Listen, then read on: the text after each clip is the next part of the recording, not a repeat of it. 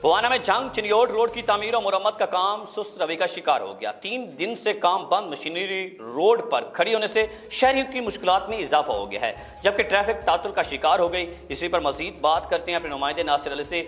जी नासिर, बताएगा क्या सूरत हाल है वहाँ पर? जी बिल्कुल, जंग चिनियोट रोड 3 किलोमीटर का फासला जिसकी तमीर और मुरम्मत का काम सुस्त रवि का शिकार हो गया है। 4 दिन से काम बंद पड़ा है, जिसकी वजह से शहरी को मुश्किलात का सामना। मेरे साथ शहरी मौजूद है, बात करते हैं। बताइएगा इस हवाले से आप क्या कहना चाहते हैं? सर जी, हवाले तो यही है भी 2 साल अगे ना रोड पट के सड़ छड्या, जिन्हों का सही को नहीं बनया।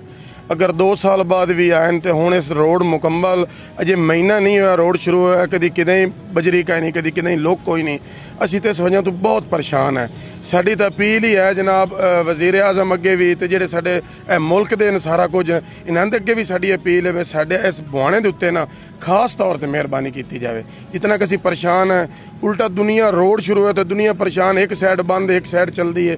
इहदी वजह तो असीं हाथ जोड़ के मिन्नत करते पे हैं भाई पहला मोचियां वाला पंप है तो जेड़ा मेन जी तेन परेशानी है पूरे बुआणे नूं जी परेशानी है वो मोचियां वाले पंप के सामने टोटा जेड़ा आंदे ने सब बनाना ही नहीं, जिंदे ठेकेदार आंदे सानू आख्या ही नहीं किसी, वो एवें ही प्यार आना अल्लाह दे हुकम नाल जी। सानू वो टोटा भी बना के दिता जाए। असीं रिक्वेस्ट मिन्नत हाथ जोड़ के मिन्नत पे करते हैं भाई साडे इस बुआणे दे उत्ते कुछ ना कुछ मेहरबानी की जाए।